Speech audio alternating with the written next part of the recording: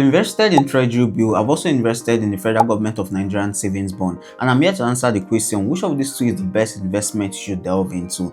Now, the truth is that I cannot be able to give you the best investment, but I can be able to give you some factors you need to consider before choosing which of them is best for you. So without further ado, let's dive into the video. Now, when it comes to taxes, the federal government of Nigerian savings bond is not being taxed, which means if you invest there, you are not being taxed. You just get all your profits and all your capital. But when it comes to a Treasury Bill, you are being taxed a withholding tax of 10% from your interest. So let's say you invested 100,000 naira and for a duration of 364 days, and your interest rate is 17%. When they give you your 17,000 naira, you're being taxed 10%. That's 1,700. So that's one thing about them. So you should bear this in mind when you want to invest, that the federal government of Nigerian savings bond is not being taxed, whereas the Treasury Bill is being taxed. Now, the next factor we need to look into is their interest. Now, when it comes to the interest, the Treasury Bill is a bit higher than the federal government of Nigerian savings bond. You can see in Treasury Bill, you can get as much as 20% per annum. You can also get as much as 18 to 19% per annum. But the federal government of Nigerian savings bond, it's just of a recent that the interest rate rose up to about 18% per annum. So that's one thing you need to understand. Now, the next factor we need to look into is their interest payment. On Treasury Bill, you can withdraw your interest upfront. Once you invest today and your investment has been accepted, you can withdraw your interest today.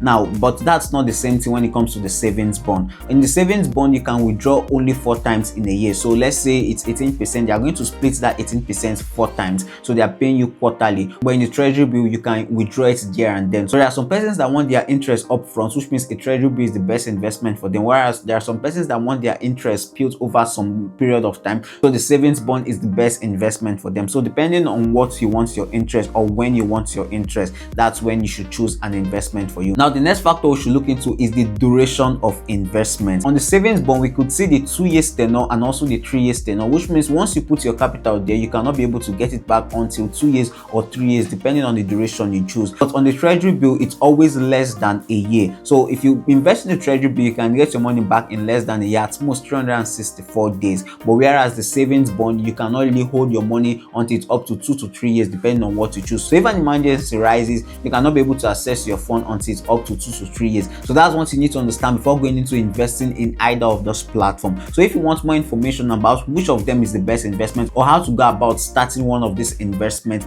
you can drop your comment in the comment section and I'll reply all the questions there. And also don't forget to hit that subscribe button as we keep bringing you ways to go about making some passive cash online. Don't forget also to like this video and share it to some friends that want to get started with investments. Till our next one, peace.